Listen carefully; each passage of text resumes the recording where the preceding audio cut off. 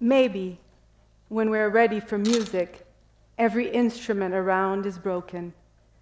Maybe when we're ready for freedom, the heart can no longer beat.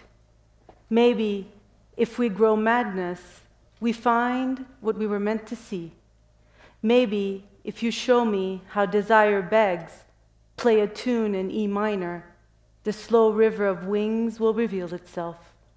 But it had to come to this instead: a broken violin, the heart unresolved, an argument with Jesus or Muhammad.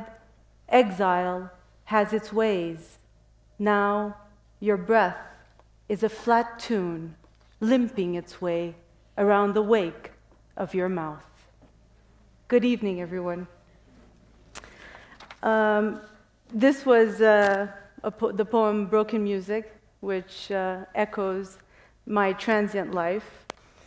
I met the Palestinian writer Mahmoud Darwish actually in Paris.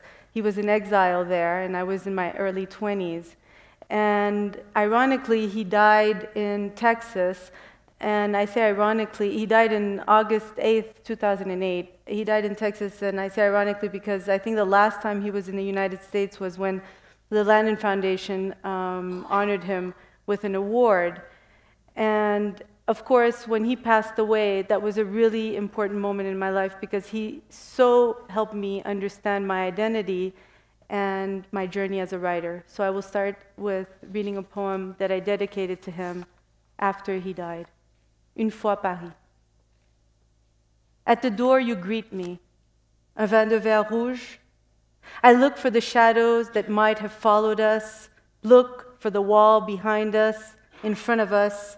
We sit at unquays between us. It's midnight or it's late. It's morning or it's day. Silence has torn our voices. Paris is cold. The dark begins early. Place des États-Unis.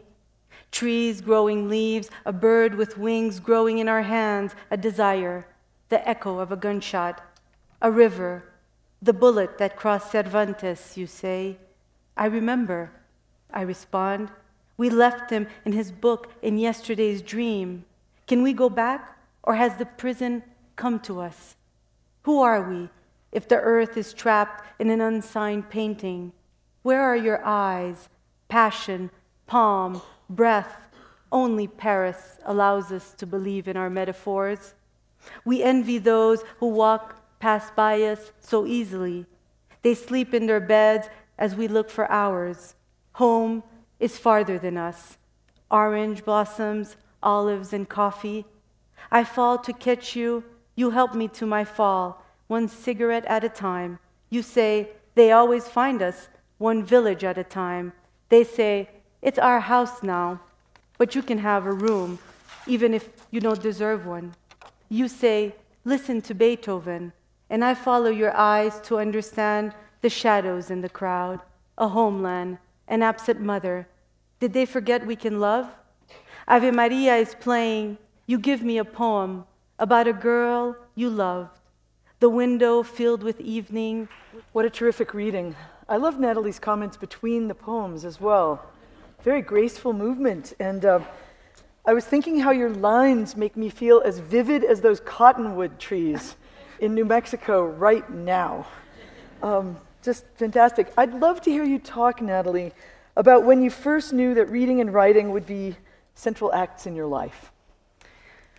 I think I always knew it because everything around me kept changing. We kept moving a lot. And the only thing that stayed still was my notebook and what was inside that notebook. And it's really still the only place I go back to. I called poetry as homeland, for a very long time. And I think I always knew that that's the only thing I wanted to do. But of course, my family, they're like, when are you going to get a job? What are you going to really do? So it took them years to realize this and for me to, for them really to come to understand that that's what I was going to do and that's how I was going to live. And of course, I also had Derek Walcott as a teacher. And Derek Walcott told me, sleep on the floor, sleep at your mother's house, at a friend's house, whatever you do, but don't get a job, just write. So I thought, okay, if Derek Walcott tells me this, I have to do it. So, you know, that's it. He gave me permission. I love that description of the notebook as a gravity point. Yeah. That's your home, your homeland that travels with you. Well, I know you often work with students in many countries, and you meet many young people who are very enthusiastic about writing, and I'd be curious to know what are some simple methods you encourage them to practice, or some simple process, part of your process that you try to convey to students to help them find their own ways. I think mostly with students, as you know, Naomi, is to give them the confidence, really. To tell them, you know, when someone says, oh, you know, they'll tell you, I'm not a poet, and I'll be, yeah, you are a poet, you know. And to just allow them to be free in their the space of imagination. And I think that's really important. I think we have to start at an early age to allow these, the young kids. I mean, of course, in a place like Bethlehem, that's really sad and hard. You know, I've taught, you know, every year I go and I teach workshops in Bethlehem, and it's more difficult now because last time I was there, I taught 50 school students, girls in the school, and most of them told me that if they had a dream, it would be to see Jerusalem. Now, Jerusalem is only 10 minutes away, and none of them know Jerusalem. Can you imagine? It's like sister cities.